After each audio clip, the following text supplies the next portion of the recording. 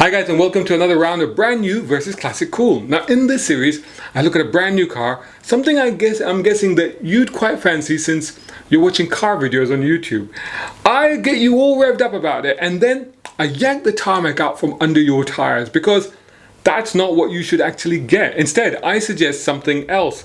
Something cooler, more visceral, a motor with infinite cred, and something that could make you money rather than sit in your parking space depreciating like a melting ice sculpture sat in Death Valley. In previous episodes, I've compared a Mercedes C43 AMG Coupe to the 1980s Mercedes 560 SEC Coupe, a Porsche 718 Cayman to an original Honda NSX, the Mazda MX-5 against the Lotus Elise, and BMW's new M4 Competition compared to the 1980s Porsche 911. Now this time, we're looking at the latest Volkswagen Golf GTI and comparing it to a classic Lancia Delta Integrale. As a disclaimer, I will just say that a classic car could empty your bank balance faster than people in WhatsApp groups running away from the COVID vaccine. Just take the jab. It's okay. It's fine, guys. Just take it. I've had it and I'm perfectly okay, aren't I?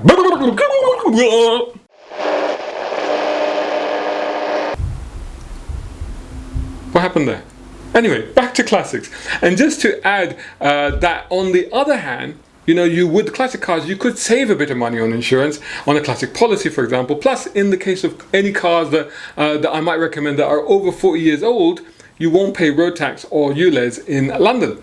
Most importantly, of course, most classic cars are just going to go up and up in valuable, even when they are just sat around not doing anything but just looking sensational. Now, those other videos in the series I mentioned you'll find on this channel, which is of course youtube.com/browncarguy, and also on browncarguy.com. So make sure you're subscribing, and in the case of YouTube, hit the bell notification icon so you don't miss any of my video uploads. Also, follow me on Facebook, Instagram, Twitter, and even on TikTok. Just search my hashtag, it's right there. It is hashtag BrownCarGuy. If you enjoy my content, please consider sponsoring it at patreon.com/BrownCarGuy. It's so cheap, it's like buying me Hot Wheels once a month. You do that, right? I need to start building up my collection again. Anyway, cool. Let's get into this.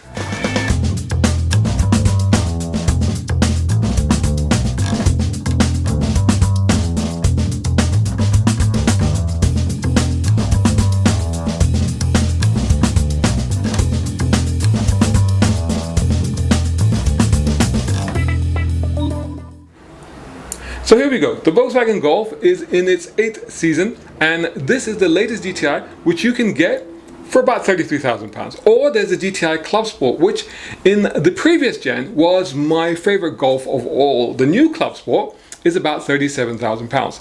Now right away, before I get into the classic alternatives, I just want to say one thing.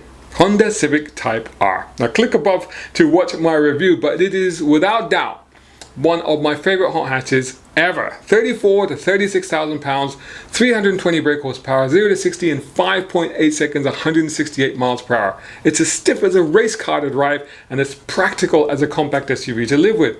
But anyway, this is about the Golf GTI. That has 245 brake horsepower and 0 to 62 miles per hour in 6.4 seconds.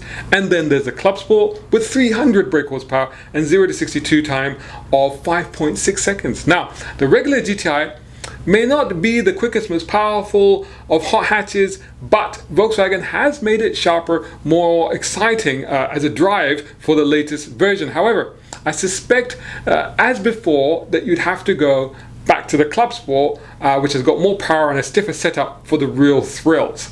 The new GTIs stand out a little more from the regular Golf, but personally, I think they should still look a little bit more dramatic, more in your face. The Golf is solidly built though, and dependable, but then this is just an evolution of the 7th generation, both in terms of the platform and the drivetrain. Nonetheless, the Golf GTI has a big following and even huger, wider appeal, as it remains the default choice for hot hatches, even if it has grown a little frumpy and conservative. However, think back to what hot hatches represented and why people wanted them in the first place. The cars were a bit wild, a bit leery, with a little too much power for their skinny tires and their small family car chassis. They were essentially manufacturer modified cars, forced to do what they weren't actually designed to do. They'd race up to their limits and then cling on for dear life, with the driver whooping and screaming at the wheel. You bought them not because they made you feel safe and secure, but because they made you feel alive and a little crazy. And because, like the car, you aspired to be something more than the world thought you would be. So for example, take the humble little 1979 Lancia Delta. A rather simplistic square-cut ruler-drawn design, a crude interior though considered upmarket at the time, and rattles and squeaks betraying build quality somewhat less than solid. It was initially offered with basic engines with as little as 63 brake horsepower.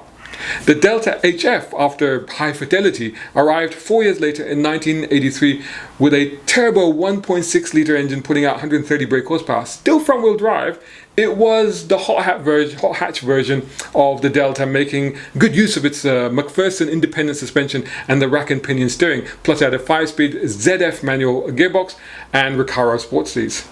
Then of course, the Lancia Delta went rallying and started winning. And even when the mighty Group B rally cars were killed off for being too fast and too dangerous, and that meant the end of the road for the Delta S4, what a monster. This had run in 1985 and 1986 WRC seasons, but they put into service the regular Delta HF with four-wheel drive. That had to take over. And it promptly won the 1987 championship. In fact, Lancia also took the 88 championship, 89, and skipping the next year the 91 titles, all with the Delta.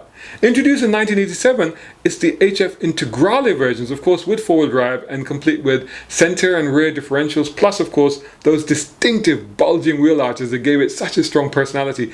That's the one that became synonymous with the brand's WRC success. And you can get great examples of the Integrale 8-valve and 16-valve for easily less than £35,000. The earlier HFs are even cheaper, but you want the Integrale really. Now the 90s Evo versions are awesome, but those will break this budget because they're commanding values in excess of £50,000 to £60,000. However, the 8-valve had a Garrett turbocharger producing 182 brake horsepower and 225 pounds-foot of torque. 0 to 62 miles per hour within 6.6 seconds. That's almost as quick as the current Volkswagen GTI. But believe me, the Lancia would sound and feel a lot faster. Top speed is 134 miles per hour. Now the 16-valve, that arrived in 1989 with a raised bonnet. Ew, yes, it was as happy to see you as you were to see it. And the bulge was to accommodate the new 16-valve engine, now putting out 200 brake horsepower, giving it 137 miles per hour top speed and 0 to 62 miles per hour acceleration of 5.7 seconds. Yet, that's only 1/10 slower than the new Clubsport GTI. And the noise, the vibrations, the smells, and the sheer ferocity of the Integrale doing that will absolutely take your breath away. You'll be turning around and shouting, "Let's do that again!" Meanwhile, in the Clubsport, you'll merely nod approvingly in your relatively serene surroundings. You might even yawn a little. As desirable as the Evo versions of the Delta are, they weren't really much quicker than the 16-valve Integrale, if at all. So really, the 16-valve is the one to get. I wanted one so badly. I never quite got one though.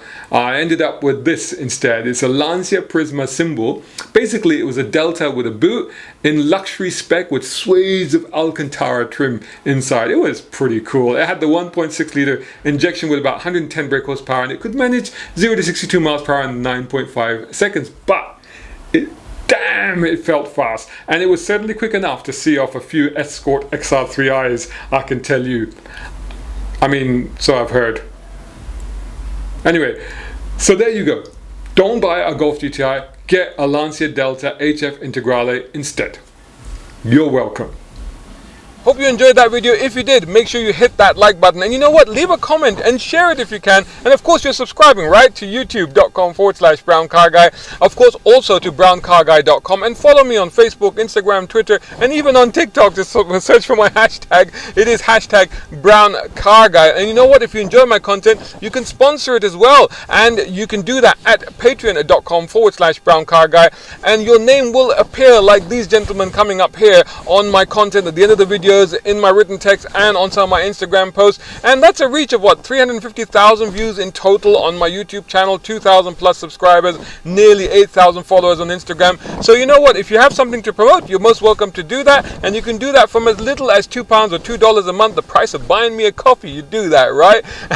And you can join this incredible lineup coming up on the screen, which of course includes Muhammad Humaid over in UAE, Partha Srinivasan in India, Tom Conway Gordon here in the UK, Isaac Boshard over in America, Reza Adil here in the UK, also Muhammad Qasim here, Siraj Abbasi here, Mark Waddell in Canada, Zaka Kogiani over in America, and a dear childhood school buddy of mine, Shahir Haki, also over in America. See your name coming up here.